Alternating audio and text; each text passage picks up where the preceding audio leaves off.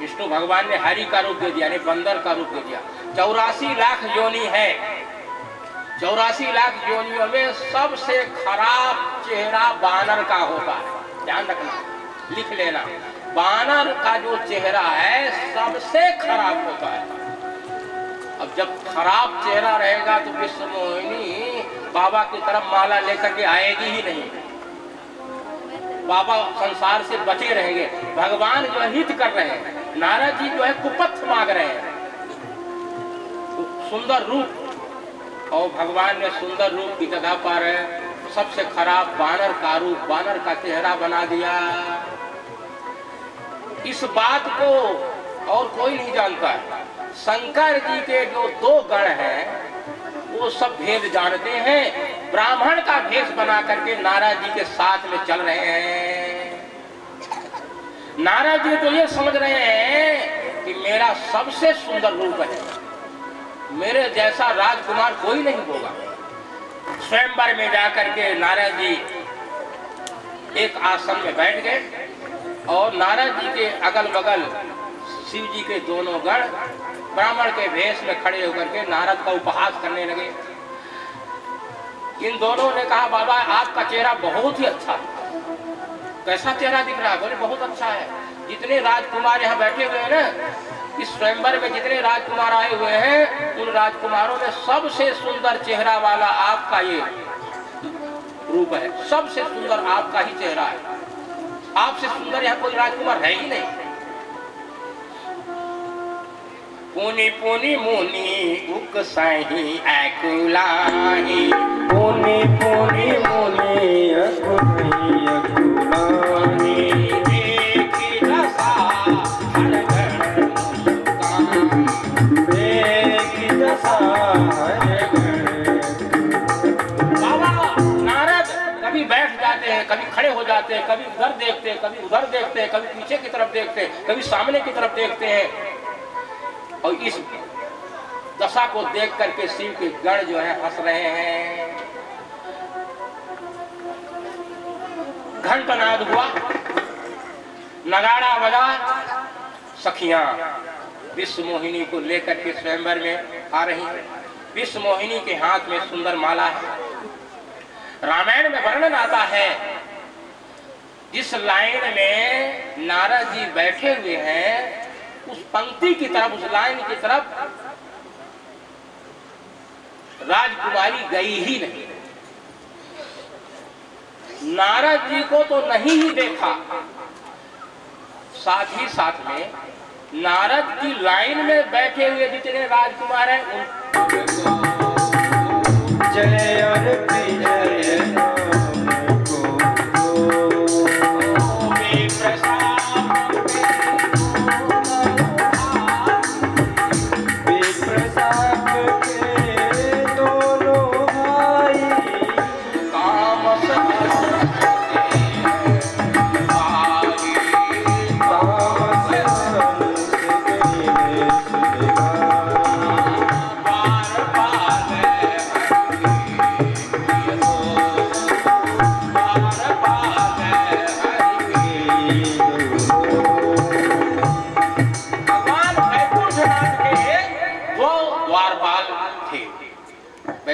के 2 द्वारपाल हैं। एक द्वारपाल का नाम है जय और दूसरे द्वारपाल का नाम है विजय। वैकुंठनाथ शयन कर रहे हैं, विश्राम कर रहे हैं और ये दोनों द्वारपाल पहरा दे रहे हैं। इसी बीच में सनक सनंदन सनातन सनत कुमार जो सनकादिक ऋषि है, लक्ष्मी नारायण भगवान के दर्शन के लिए पधारे। इन दोनों द्वारपालों ने दरवाजा बंद कर दिया। बोले अभी दरवाजा नहीं खुलेगा, आप प्रतीक्षा करो, अभी 12 बज रहे हैं, 4 बजे पट खुलेगा, दर्शन कर लेना। अभी ठाकुर जी शयन कर रहे हैं, इस समय दर्शन हम लोग नहीं करने देंगे। सनकादिकों ने कहा कि हम लोग अभी दर्शन करेंगे। जय विजय ने कहा कि हमारी ड्यूटी है, प्रभु विश्राम कर रहे हैं और इस समय में हम दरवाजा खोलेंगे ही नहीं, आपको दर्शन इस समय नहीं हम कराएंगे।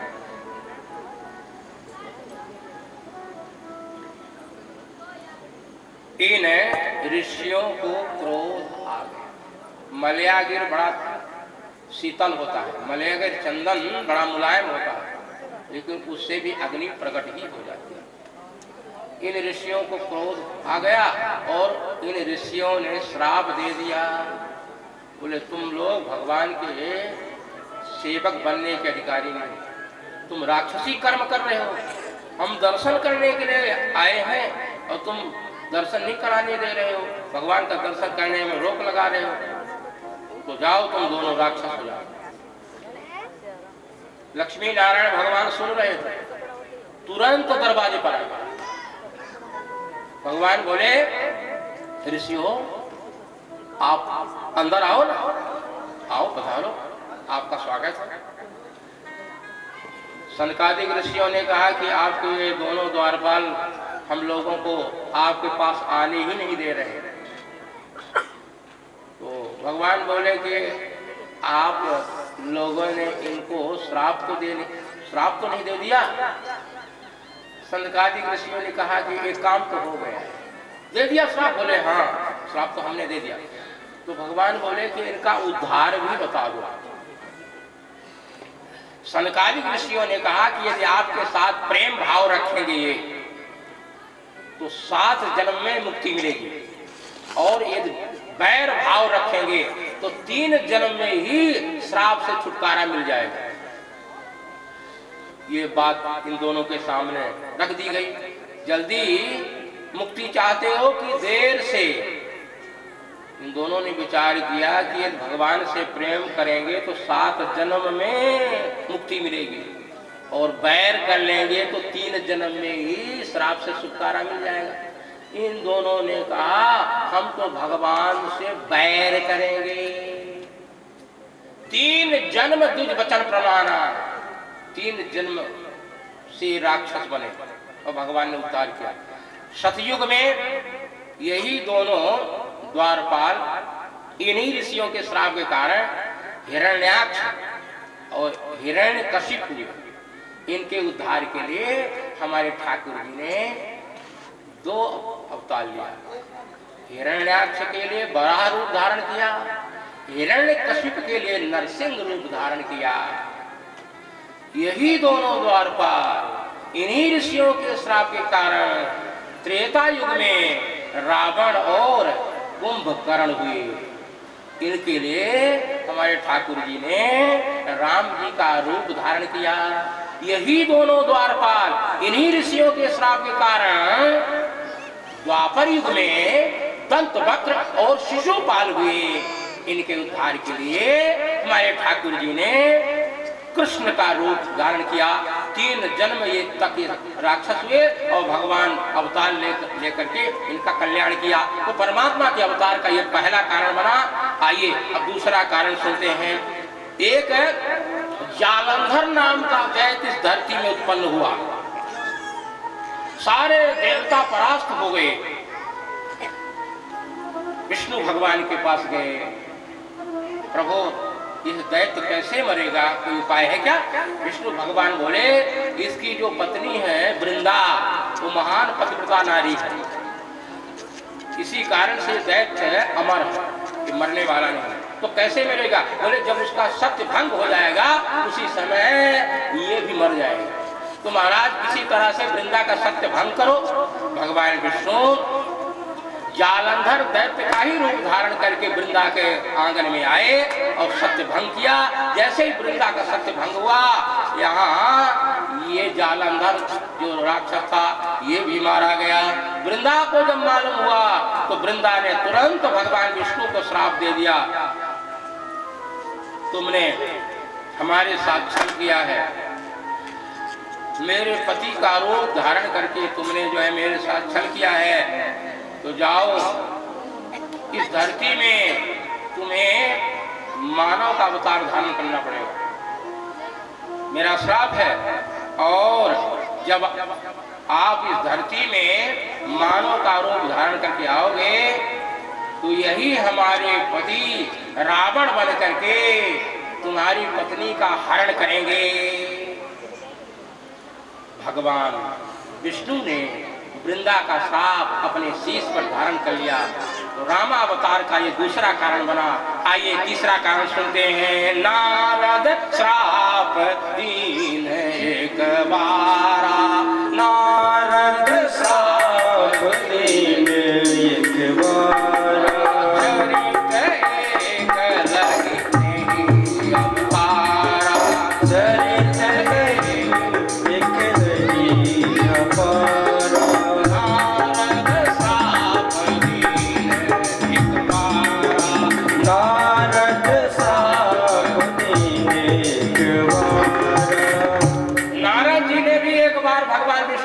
दिया। इस कारण से भगवान को इस धराधाम में मानव का रूप धारण करके आना पड़ा। पार्वती जी को बड़ा आश्चर्य हुआ। पार्वती जी ने कहा, हे भोलेनाथ, नारद जी तो परम वैष्णव है और भगवान विष्णु के अनन्य भक्त सेवक।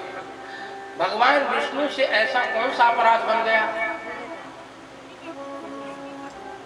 कि नारद ने विष्णु भगवान को श्राप दे दिया?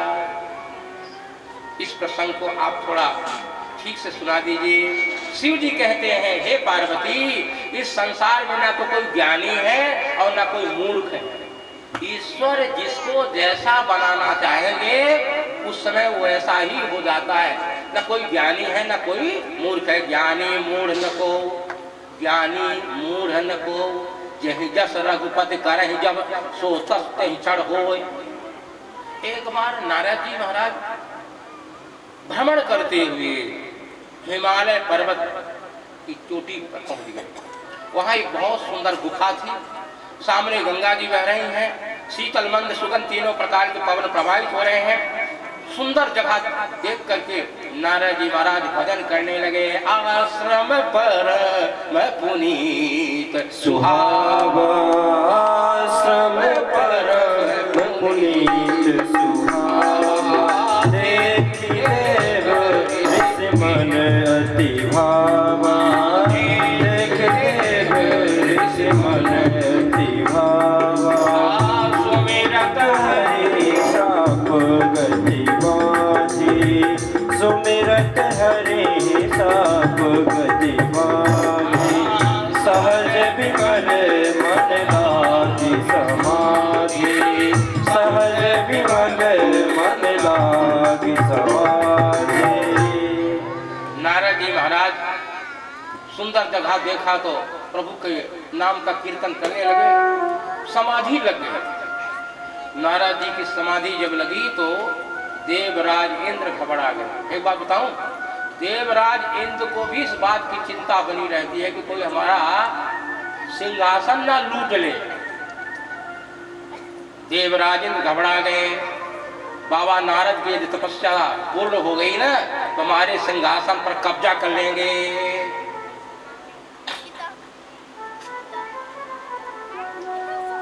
यहाँ देवराज इंद्र को गोस्वामी जी ने कुत्ता बनाया है और नारद जी को सिंह बनाया है। सिंह, संत तो सिंह होते हैं, निर्भीक होते हैं, उन्हें क्या डर होता है, और डरने वाला संत भी नहीं हो सकता।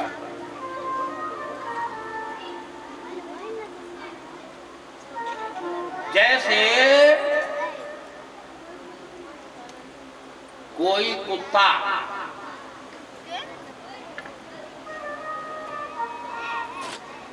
हड्डी लेकर के जा रहा है, मुख में हड्डी दबाए हुए जा रहा है, सामने से कोई सिंह आ गया, उसको देख करके वो सोचे कि कहीं ये हमारा ये भोजन ले न ले, कहीं मेरे मुख से ये हड्डी खींच न ले। संसार के जो वैभव है, संसार के जो भोग है, ये संत के लिए जो है कुछ नहीं है। तो जो संत होते हैं वो भोग में लिप्त नहीं होते। पर इंद्र को डर लगा रहा है कि कहीं बाबा जी हमारी गद्दी पर आकर के कब्जा न कर लें, हमारे सिंहासन को अपना न लें।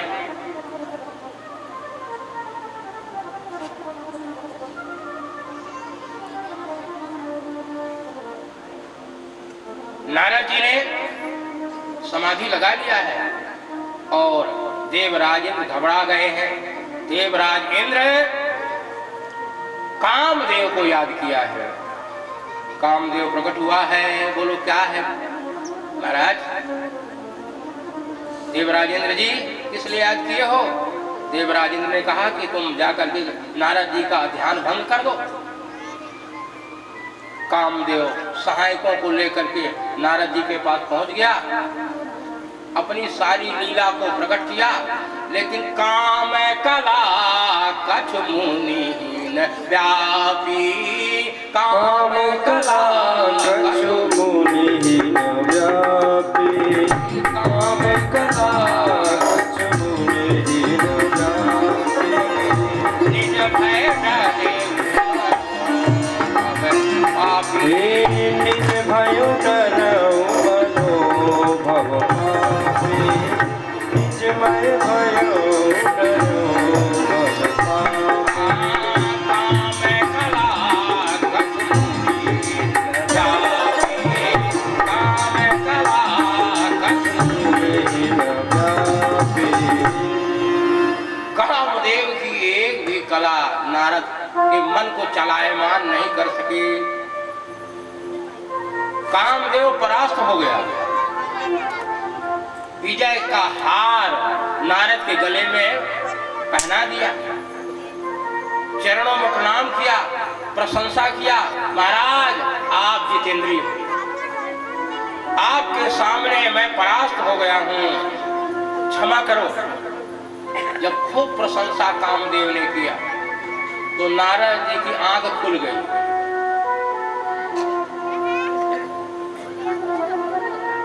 नारद जी ने कहा कि जाओ कामदेव, तुमको मैं क्षमा करता हूं।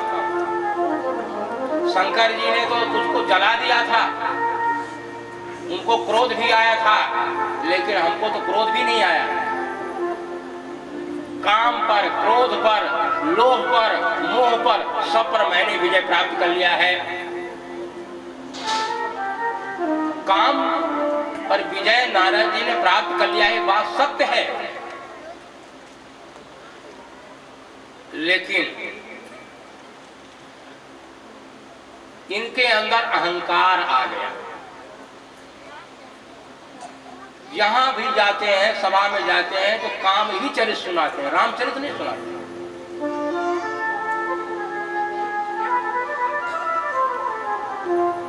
देवराज इंद्र के दरबार में गए तो देवराज इंद्र ने खूब स्वागत किया, ऊंचा आसन दे दिया, दंडवत किया, प्रणाम किया, प्रशंसा किया। प्रशंसा का जल पाकर के अहंकार का जो बीज है अंकुरित होने लगा। ब्रह्मा जी की सभा में गए तो ब्रह्मा जी ने भी सम्मान किया, खूब प्रशंसा किया। शंकर जी के यहाँ गए और जब शंकर जी के सामने कामचरित्र सुनाने लगे तो शंकर जी ने कहा, आज आपने हमारा समय बिगाड़ दिया। बहुत दिनों के बाद आज आपके दर्शन हुए, हमने तो सोचा कि आपके मुख से मैं रामचरित्र सुनूंगा, पर रामचरित्र की जगह पर आप कामचरित्र सुना रहे हैं, ये अच्छी बात नहीं। इस प्रसंग को यहीं रहने दो, कहीं विष्णु भगवान के पास जाकर के भूल से मत सुना देना। नारद जी को लगा कि देखो शंकर जी से मैं आगे निकल गया हूं ना, इसलिए शंकर जी मना कर रहे हैं। वैसे तो मैं ना भी सुना था, लेकिन अब विष्णु भगवान के पास जाकर जरूर ये बात बताऊंगा।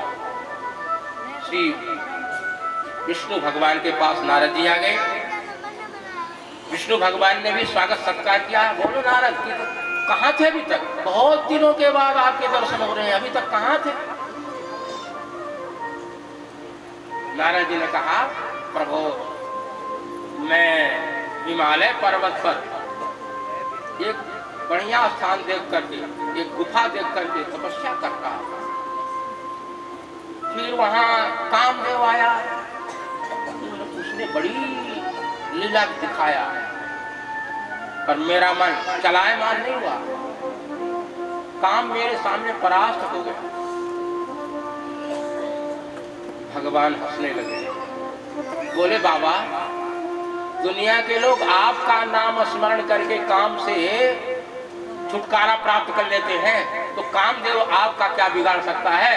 नारद जी ने कहा, कृपा तुम्हारी सकल भगवान, ये तो आपकी कृपा है। अंदर तो अभिमान है, नारद जी के मन में अभिमान है, लेकिन बाहर से कह रहे हैं कृपा तुम्हारी। ऐसा सभी लोग व्यवहार में कहते हैं, कृपा आपकी। हर आदमी चाहता है कि हमारी प्रशंसा हो। कोई व्यक्ति जब ज्यादा आपकी प्रशंसा करे ना, तो ज्यादा खुश मत हो जाना।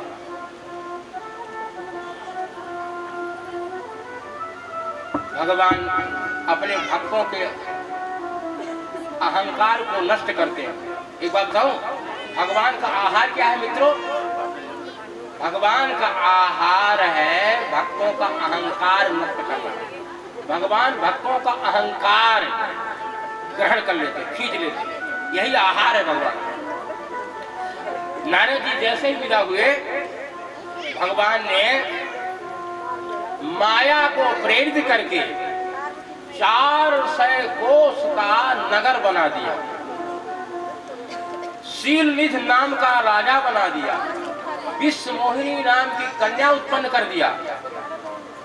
विश्व मोहिनी का स्वयंवर हो रहा है।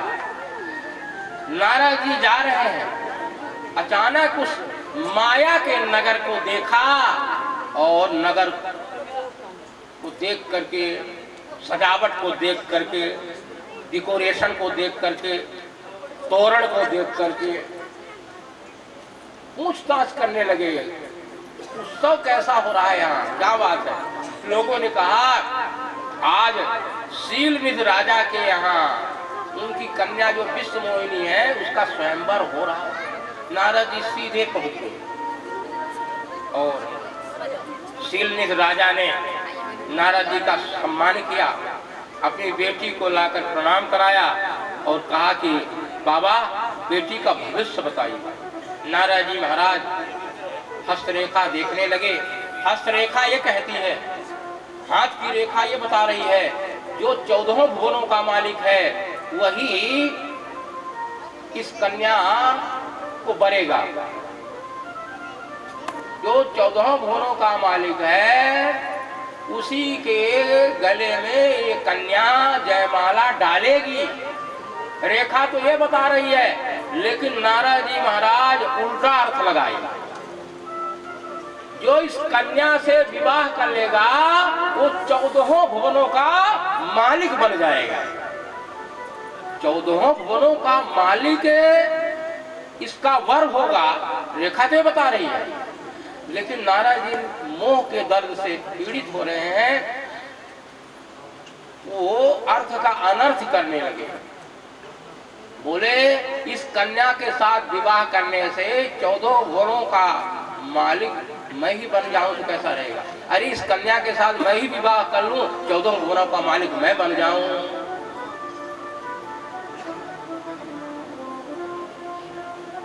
ये लोभ है, मोह भी हो गया। जो कह रहे थे मेरे मन में मोह नहीं है, जो कह रहे थे लोभ नहीं है, तो मोह और लोभ दोनों दुर्गुण आ गए हैं।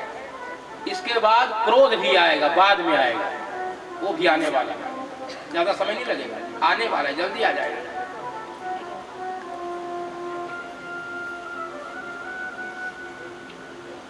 नारद जी विचार करने लगे, इस कन्या को देख करके मैं तो राजी हो गया हूं, लेकिन ये कन्या हमारे रूप से राजी है कि नहीं?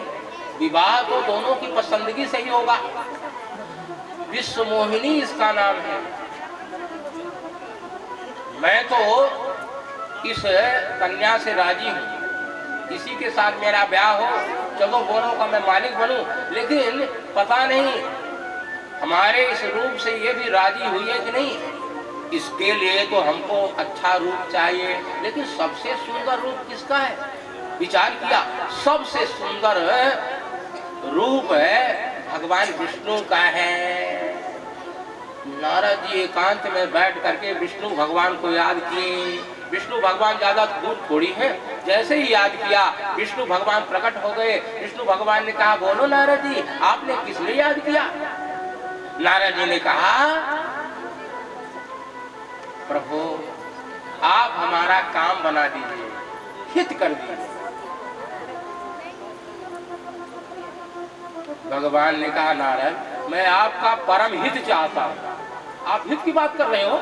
ये विद हो ये परम हित, नारद सुनहु तुम्हार, सोई हम करबन आन कछु, बचन मृखा हमार।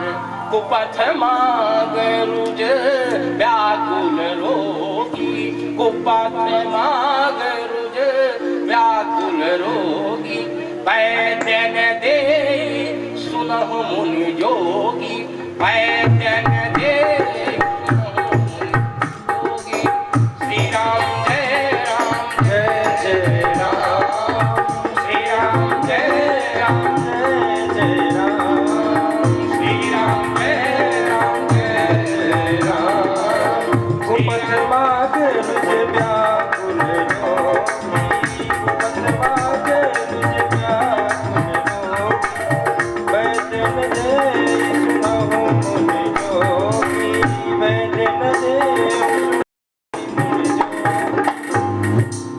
ठाकुर जी ने कहा, नारायण आप हित की बात कर रहे हो? अरे मैं तो आपका परम हित चाहता हूँ। रोगी व्यक्ति कुपथ की मांग करता है। रोगी व्यक्ति कभी कभी कहता है, अरे थोड़ा दही तो खिला दो। लेकिन जो अच्छे वैद्य होते हैं, जो अच्छे डॉक्टर होते हैं, रोगी के हाथ से दही का कटोरा छीन लेते हैं। अरे ये दही खा लेगा तो और अधिक बीमार हो जाएगा। तो श्यामलिया वैद्य है ठाकुर जी, वैद्य है, समझ गए नारद जी। मोह के दर्द से पीड़ित हो रहे हैं, नारी के चक्कर में पड़ जाएंगे, फिर वीणा लेकर के हमारे गुणों का गान कौन करेगा। तो सुंदर रूप मांगा था नारद जी ने। सुंदर रूप की जगह पर भगवान विष्णु ने अपना रूप ना दे करके बानर का रूप दे दिया। बानर देखो, हरि का रूप मांगा था। हरि का रूप, हरि माने विष्णु भगवान भी होता है और हरि माने बंदर भी होता है। हरि माने बंदर। हरि का रूप मांगा, विष्णु भगवान ने हरि का रूप दे दिया, यानी बंदर का रूप दे दिया। 84 लाख योनि है।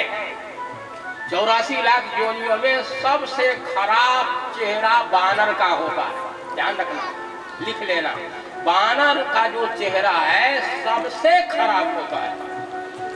अब जब खराब चेहरा रहेगा तो विश्व मोहिनी बाबा की तरफ माला लेकर के आएगी ही नहीं। बाबा संसार से बचे रहेंगे। भगवान जो है हित कर रहे हैं, नारद जी जो है कुपथ मांग रहे हैं, सुंदर रूप। और भगवान ने सुंदर रूप की जगह पर सबसे खराब बानर का रूप, बानर का चेहरा बना दिया। इस बात को और कोई नहीं जानता है। शंकर जी के जो 2 गण हैं वो सब भेद जानते हैं। ब्राह्मण का भेष बना करके नारद जी के साथ में चल रहे हैं। नारद जी तो ये समझ रहे हैं कि मेरा सबसे सुंदर रूप है, मेरे जैसा राजकुमार कोई नहीं होगा। स्वयंवर में जाकर के नारद जी एक आसन में बैठ गए और नारद जी के अगल बगल शिव जी के दोनों गण ब्राह्मण के भेष में खड़े होकर के नारद का उपहास करने लगे। इन दोनों ने कहा, बाबा आपका चेहरा बहुत ही अच्छा है। कैसा चेहरा दिख रहा है? बोले बहुत अच्छा है।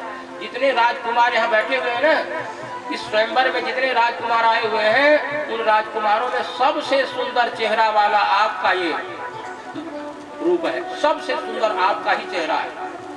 आपसे सुंदर यहाँ कोई राजकुमार है ही नहीं। पुनि पुनि मुनि उकसाही अकुलाही, पुनि पुनि मुनि अकुलाही अकुलाही।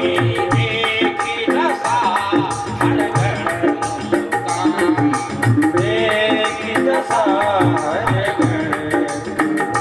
बाबा नारद कभी बैठ जाते हैं, कभी खड़े हो जाते हैं, कभी उधर देखते हैं, कभी उधर देखते हैं, कभी पीछे की तरफ देखते हैं, कभी सामने की तरफ देखते हैं। और इस दशा को देख करके शिव के गण जो है हंस रहे हैं। घंटनाद हुआ, नगाड़ा बजा, सखियां विश्व मोहिनी को लेकर के स्वयंवर में आ रही हैं। विश्व मोहिनी के हाथ में सुंदर माला है। रामायण में वर्णन आता है, जिस लाइन में नारद जी बैठे हुए हैं उस पंक्ति की तरफ, उस लाइन की तरफ राजकुमारी गई ही नहीं। नारद जी को तो नहीं ही देखा, साथ ही साथ में नारद की लाइन में बैठे हुए जितने राजकुमार हैं उनका था कि नहीं, दर्पण से चेहरा देख करके सभा में आना था। कोई बात नहीं है, एक बार फिर से अपने चेहरा को देखो तो।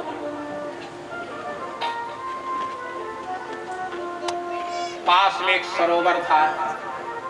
नारद जी ने जैसे ही चेहरा देखा तो बानर का चेहरा दिखा। अब तो नारद जी का क्रोध और बढ़ गया। फिर जब देखा, सरोवर के जल में देखा तो वह चेहरा अदृश्य हो गया, लेकिन क्रोध है बढ़ गया, आंखें लाल लाल हो गई।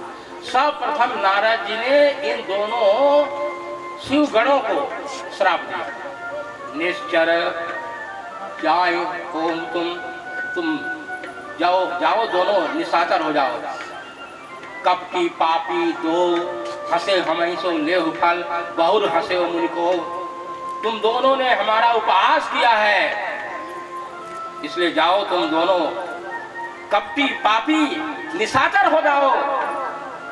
अब किसी महात्मा का उपहास मत करना, किसी संत का उपहास मत करना, भूल करके भी उपहास मत करना।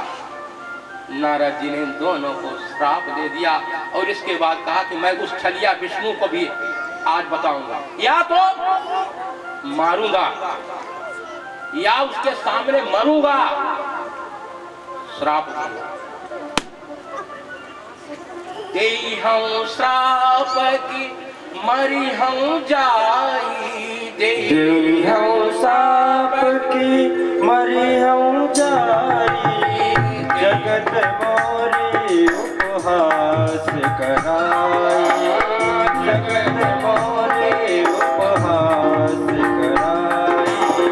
बीच पंथ मिले धनुजारी, बीच पंथ मिले धनुजारी। संग राम सोई राजकुमारी, दे हम साप की मरि हम जाई, दे हम साप की मरि हम जाई। क्रोध में ओंठ फड़फड़ाने लगता है। क्रोध आप लोगों को कभी आया है कि नहीं आया? आप लोगों को नहीं आया, पर हमको कभी कभी आ जाता है, हमको आता है। क्रोध की दशा में ओंठ ठिकाने नहीं रहता, ओंठ फड़फड़ाने लगता है, लोग दांत कड़कड़ाने लगते हैं, आंखें लाल लाल हो जाती हैं, शरीर का रोम रोम एकदम अलग ढंग से दिखने लगता है। ये क्रोध की दशा। हरकत अदर कोप मन माही, शब्द चले कमला पति पाही, देई हूँ श्राप। नारद जी क्रोध में आकर बोल रहे हैं। क्या बोल रहे हैं? क्रोध में आदमी क्या क्या बोल देता समझ में नहीं आता। नारद जी कहते देई हूँ श्राप, या तो श्राप दूंगा या मरिहौ जाई, या उनके सामने मैं प्राण त्याग दूंगा, अथवा मरिहौ, अथवा विष्णु को ही मारूंगा। जगत में, संसार में विष्णु ने मेरा उपहास कराया। मार्ग में ही लक्ष्मी जी और विश्व मोहिनी के सहित रथ में बैठे हुए भगवान विष्णु मिल गए। बीच पंथ मिले जब जारी, संग रमा सोई राजकुमारी, संग्रमा साथ में लक्ष्मी जी भी हैं, और सोई राजकुमारी, वो राजकुमारी भी विष्णुमोहिनी भी साथ में है। भगवान बोले मुनि कहाँ चले बिकल की नहीं। बाबा जी आप इतना व्याकुल होकर के क्यों भाग रहे हो? आप जल्दी में हो तो आओ मेरे रथ पर बैठ जाओ, मैं आपको छोड़ दूंगा। कहाँ आपको जाना है? जब भगवान बोले कि आपको कहाँ जाना है, इतने व्याकुल क्यों हो रहे हो, आकर के रथ में बैठ जाओ, मैं छोड़ दूंगा, ऐसा भगवान ने जब कहा ना, तो नारद जी का क्रोध और अधिक बढ़ गया। और नारद जी भगवान विष्णु को गाली देना शुरू कर दिया। तुम कपटी हो, स्वार्थी हो, स्वतंत्र हो, दूसरे का सुख नहीं देख सकते। समुद्र का जब मंथन हुआ तो जो जहर निकला उसको तो तुमने शंकर जी को पिला दिया। कौस्तुभ मणि और लक्ष्मी जी को तूने अपना लिया। दानवों को, दैत्यों को तूने मदिरा पिलाया।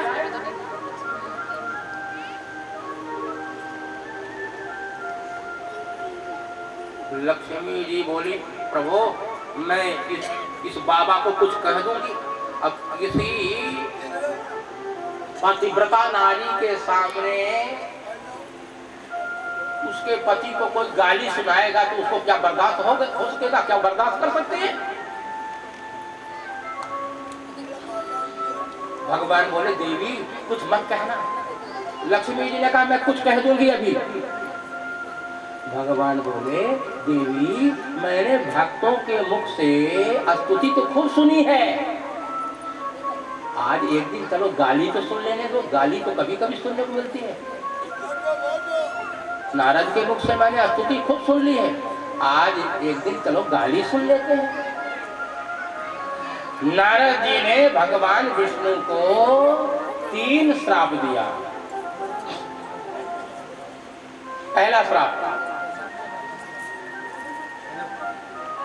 जिस रूप को धारण करके मेरे साथ छल किया है, कपट किया है, जाओ धरती में आपको मनुष्य का शरीर धारण करना पड़ेगा। दूसरा श्राप, जाओ जब रामावतार लोगे और जब शादी हो जाएगी जानकी के साथ तो तुम माया का पर्दा हटा दिया। अब यहाँ ना तो विष्णुमोहिनी जी हैं न लक्ष्मी जी हैं, यहाँ केवल भक्त और भगवान है। नारद जी हैं और विष्णु भगवान हैं। नारद जी को ज्ञान हो गया। नारद जी प्रभु के चरणों में दंडाकार गिर गए। प्रभु क्षमा करो, क्षमा करो, प्रभु क्षमा करो, मेरा नाम बदनाम हुआ, मुझे इसकी चिंता नहीं,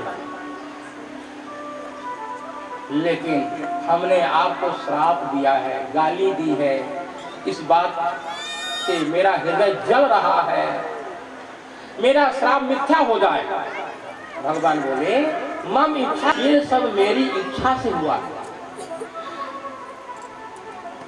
मेरी इच्छा से हुआ। नारद जी बोले तो मुझे शांति कैसे मिले? भगवान बोले एक काम करो, जब पहुंच जाए शंकर सतनामा हो ये हृदय तुरंत विश्रामा। जिस सतनाम का जब शंकर जी करते हैं उसी सतनाम का जब आप भी करो आपके हृदय को शांति मिलेगी। वहां से नारद जी विदा हुए। शिव जी के दोनों गण नारद जी के चरणों में आकर के दंडाकार गिर गए। इन गणों ने कहा कि महाराज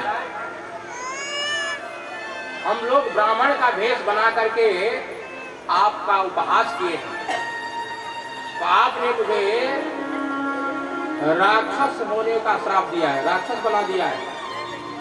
महाराज हम शिव के गण हैं, हमको राक्षस की योनि से उद्धार बताओ, राक्षस की योनि से छुटकारा कब मिलेगा? नारद जी ने कहा तुम दोनों राक्षस बनोगे, एक का नाम होगा रावण, दूसरे का नाम होगा कुंभकर्ण। तुम्हारे उद्धार के लिए धराधाम में रामावतार होगा और राम के हाथ से तुम्हारी गति होगी, मुक्ति होगी। परमात्मा के अवतार का यह तीसरा कारण बना। आइए अब चौथा कारण सुने। स्वयंभू मनु अरु सतरूपा, स्वयंभू मनु सतरूपा, जिनते भय नर श्रेष्ठ अनुपा। दंपति अनुपम मानव की सृष्टि हुई। ये अनुपम मानव मन शत्रुपा के द्वारा पैदा हुआ। हम सब लोग मन और शत्रुपा की संतान हैं। मन शत्रुपा से ही नर सृष्टि हुई है। महाराज मनु महारानी शत्रुपा का जीवन बड़ा पवित्र था। मनु जी के 5 संतान हैं, 3 तो कन्या है और 2 बेटा। उत्तानपाद, प्रेमव्रत, आकुति, देवभूति और प्रसूति, ये 3 बच्चियां।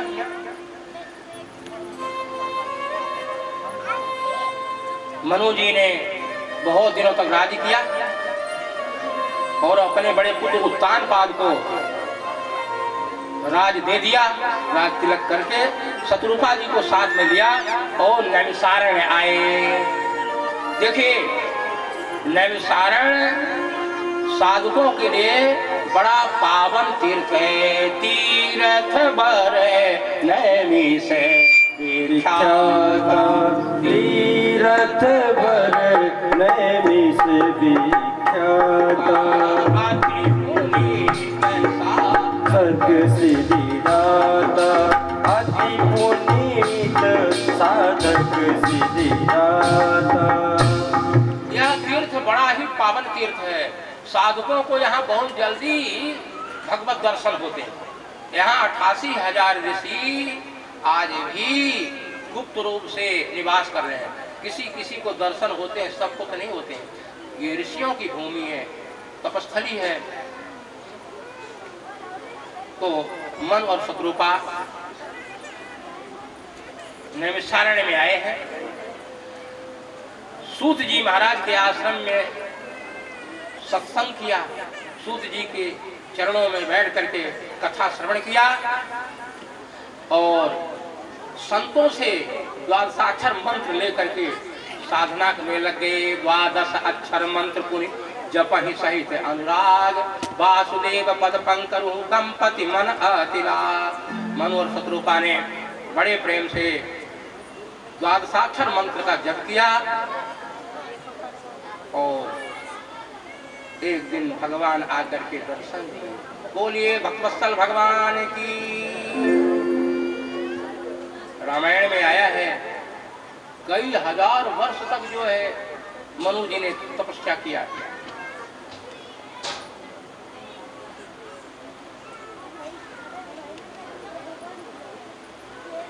पहले तो त्रिदेवों ने परीक्षा लिया, इसके बाद आकाशवाणी हुई और इसके बाद फिर भगवान प्रत्यक्ष रूप से प्रकट होकर के दर्शन दिया।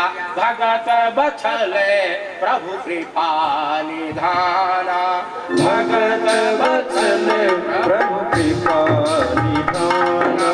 विश्ववास प्रगटे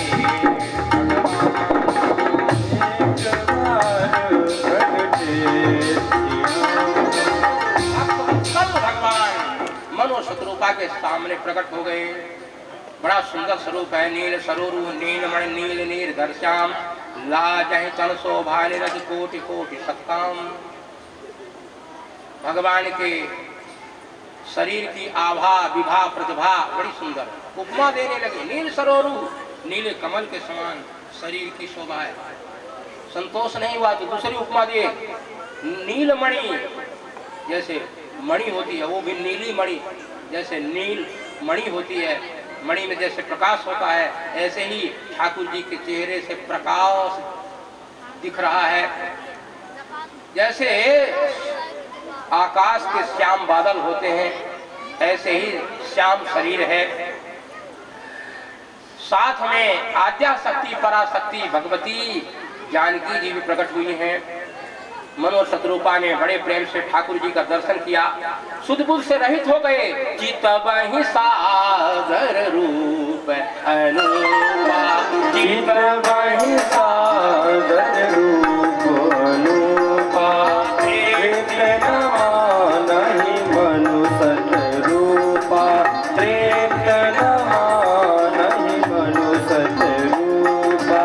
बड़े प्रेम से प्रभु का दर्शन कर रहे हैं, उन्हें तृप्ति नहीं हो रही है, प्रेम के वशीभूत हो गए हैं, शरीर का भान नहीं है। मनु जी दंडाकार प्रभु के चरणों में गिर गए। हरस विवश तनु दशा भुलानी, हरसति सदन दशा भुलानी, परे दंड गरी पद पानी, परे दंड गरी पद पानी।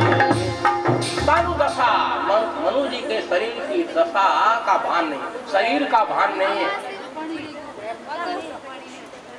दंडाकार गिर गए, प्रभु के चरणों को पकड़ लिया है।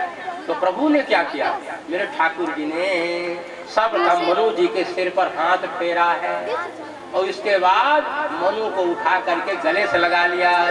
सिर पर से प्रभु निज कर कंजा तुरंत उठाए, करुणा पुंजा, करुणा के सागर प्रभु मनु को तुरंत उठा करके अपने हृदय से लगा लिया। भगवान बोले, मनु जी क्या इच्छा, वरदान मांगो। मनु जी ने कहा, प्रभु मैं तो आपको पुत्र के रूप में प्राप्त करना चाहता हूँ, चाहूं तुम्हें समान सुत प्रभु सन कवन दुराऊ, दान शिरोमणि कृपा निधि नाथ कहो सत भाव, चाहूं तुम्हें समान सुत प्रभु सन कवन दुराव। हे नाथ, मैं दुराव छिपाव बिलगाव की बात नहीं कर रहा हूँ, चाहूं तुम्हें समान सुत, मैं तो आपके समान पुत्र चाहता हूँ, आप स्वयं हमारे यहाँ पुत्र बनो।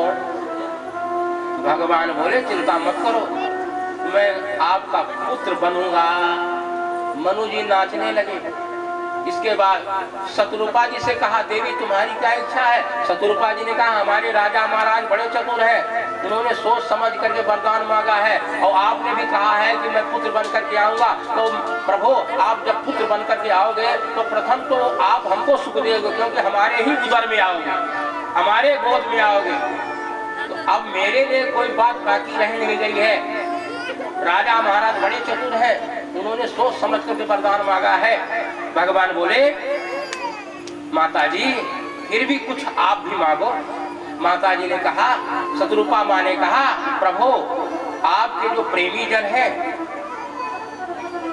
जिस सुख को चाहते हैं वही सुख, वही गति, वही भक्ति, वही प्रेम, वही रहनी, वही विवेक कृपा करके हमको प्रदान कर दीजिए। यहाँ पर शत्रुपा जी ने ठाकुर जी से 6 वस्तु की मांग की है। बोलो मित्रों, कितने वस्तु की मांग की? 6 वस्तु की मांग की।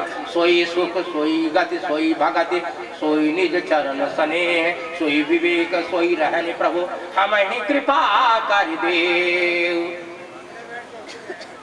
भगवान ने कहा, माता जी मैं आपको अलौकिक विवेक दे रहा हूँ, मात विवेक अलौकिक तोरे, आप हमारी लीला को भली भांति समझ जाओगे। मनु जी बोले, एक वरदान और दे दीजिए। बोले क्या? बोले जैसे जल के बिना मछली तड़पती है, मणि के बिना सांप सर्प सिर पटकने लगता है, सूंड के बिना हाथी जैसे व्याकुल होती है, पंख के बिना पक्षी जैसे विहाल होता है, जल के बिना जैसे मछली प्राण त्यागती है, प्रभु आपके विरह में, आपके वियोग में मेरी मृत्यु हो। भगवान बोले, ऐसा ही होगा। अब तुम मैं अनुशासन मानी, अब तुम अनुशासन मानी, बसहु जाई गुरुपति बलधारी, बसहु जाई गुरुमन भगवानी, बसहु जाई सुरपति राजधानी। अब मेरी आज्ञा से आप देवराज इंद्र की अमरावती में जाकर के कुछ दिन निवास करो। आपका शरीर बिना कष्ट के छूट जाएगा और त्रेता युग में दशरथ नाम के आप राजा बनोगे और आपकी ये पत्नी जो शत्रुपा जी है, यही पत्नी के रूप में कौशल्या बन करके आएंगी, कौशल्या महारानी बनेंगी। तब मैं हो तुम्हारा सुख, तब मैं आपका बेटा बन करके आऊंगा। ताकर भोग विशाल तात गए कछकाल कुल हुई है अवध भुआल, तब मैं हो तुम्हारे सुख। ऐसा कह करके भगवान अंतर्ध्यान हो गए। तो परमात्मा के अवतार का ये चौथा कारण बना। समझ में आ रही बात नहीं? भगवान ने कहा मैं बेटा बन करके आऊंगा, तो ये चौथा कारण हुआ। अब पांचवा कारण सुनो। मैंने बताया था ना रामावतार के 5 कारण है, तो पांचवा कारण सुनिए। विश्व विदित एक कई देशो विश्व विदित एक कई देशो सब के तो सब सही नरेशो सब के तो सब सही नरेशो धर्म धुरंधर नीत निधाना धर्म धुरंधर नीत निधाना तेज प्रताप सिंह भगवाना तेज प्रताप सिंह भगवाना विश्व विदित एक कई देशो विश्व विदित एक कई देशो। विश्व में ध्यान से सुनना, विश्व में विख्यात एक कैकेय नाम का देश है। कैकेय देश को ही आजकल कश्मीर के नाम से जाना गया। किसी समय में इसका नाम था कैकेय देश, आजकल कश्मीर नाम हो गया। बहुत से देशों के नाम चेंज हो गए। जैसे यहाँ दिल्ली के पास है हरिगढ़ था, हरिगढ़, हरि का गढ़, तो अलीगढ़ हो गया, अलीगढ़। ऐसे ही किसी समय ये कैकेय देश के नाम से जाना जाता था, आज कश्मीर के नाम से जाना जाता है। एक बात कहूँ, कश्मीर के लोग बहुत सुंदर होते। कैकेयी जी वहीं की थी। कश्मीर के लोग बहुत अच्छे होते, बहुत सुंदर रूपवान होते। तो कैकेय देश में एक सत्यकेतु नाम के राजा हुआ।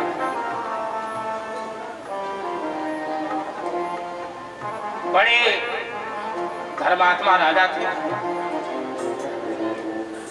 इनके 2 बेटा थे।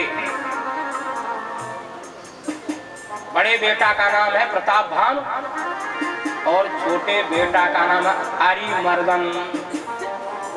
एक धर्मात्मा मंत्री है जिसका नाम है धर्मरुचि। क्या नाम है? धर्मरुचि। जैसा नाम है वैसा इसका काम भी है। धर्म में रुचि, जो धर्म में रुचि रखेगा वही तो धर्म रुचि के नाम से जाना जाएगा।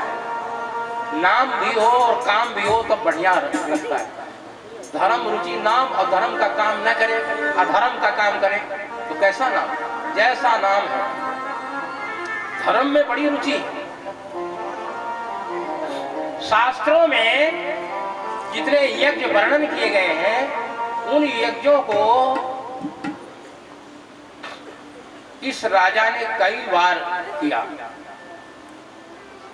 बड़ा धर्मात्मा राजा है।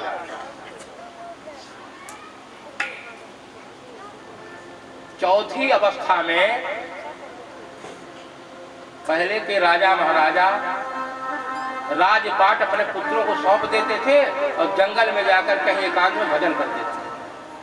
तो सत्यकेतु राजा ने प्रताप भानु का राज तिलक कर दिया और जंगल जाकर के तपस्या करने लगा। अब देखो प्रताप भानु राजा हुए, ये भी बड़े धर्मात्मा राजा है। अनेक तीर्थों में जाकर के वहां मंदिरों का निर्माण कराया, गौशाला बनवाया, मंदिरों का जीर्णोद्धार कराया, प्याऊ लगवाया, जो भी धर्म कर्म या राजा करता है वासुदेव अर्पित निपज्ञानी, भगवान वासुदेव को समर्पित कर देता है, ज्ञानी राजा है। बिना समर्पित किया हुआ सत्कर्म निष्फल हो जाता है। हरि समर्पे बिन सत्कर्मा, कोई भी सत्कर्म आप करो, कुछ भी पाठ पूजा करो तो हरि को समर्पित कर लो, राम जी को अर्पण कर लो। राम जी को अर्पण करने से 4 गुना लाभ मिलेगा, 10 गुना लाभ मिलेगा। इसीलिए मैं कहा करता हूँ, भजन भी भगवान के लिए और भोजन भी भगवान के लिए। भोजन भी भगवान के लिए बनाओ और भजन भी भगवान के लिए बनाओ। और जो वस्तु भगवान की हो गई वही अपनी है, और भगवान की जो नहीं है वो अपनी है ही नहीं। कितना सरल तरीका है, आपको आज व्यासपीठ से बता दिया गया है। आपको अलग से तो बताया नहीं है कि माला लेकर बैठी रहो। आप जो भी कुछ करती हो माताओं, गृहस्थी के कार्य को भगवान की सेवा समझ कर करो, यही भक्ति का रूप धारण कर लेगा। एक बार यह राजा, कौन सा राजा? प्रताप भानु नाम का राजा, घोड़े पर सवार हो करके शिकार के लिए निकला। किस वन में गया?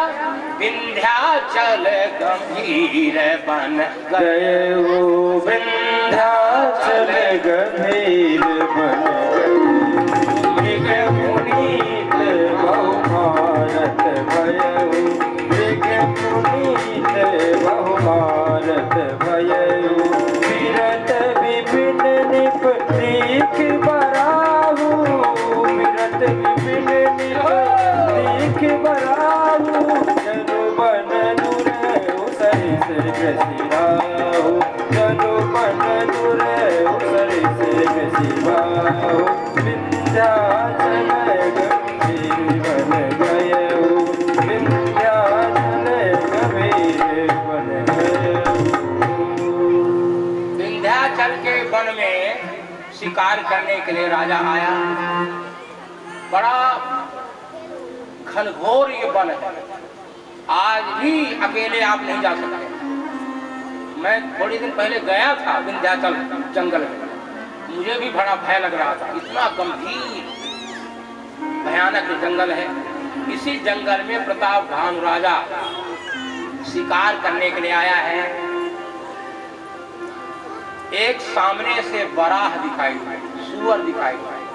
ये सुअर कोई पशु नहीं है, ये कालकेतु नाम का राक्षस है। बराह बन करके राजा को जंगल में भटका रहा है। पुराना दुश्मन है, राजा ने इसका राज छीन लिया है, इसलिए राजा को चंगुल में फंसाने के लिए ये बहुत दिनों से जंगल में चक्कर लगा रहा था। आज बराह का रूप धारण करके राजा के सामने प्रकट हुआ।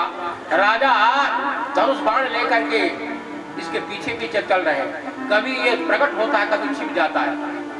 काफी दूर ले गया, घनघोर जंगल में राजा को ले गया और अंतर ध्यान हो गया, अदृश्य हो गया। राजा रास्ता भूल गया, क्योंकि सूर्य भगवान अस्त हो चुके हैं, अंधेरा हो गया है, रास्ता दिखाई नहीं दे रहा है। राजा भी प्यासा है और राजा का जो घोड़ा था वो भी प्यासा है। सामने एक आश्रम दिखाई दिया।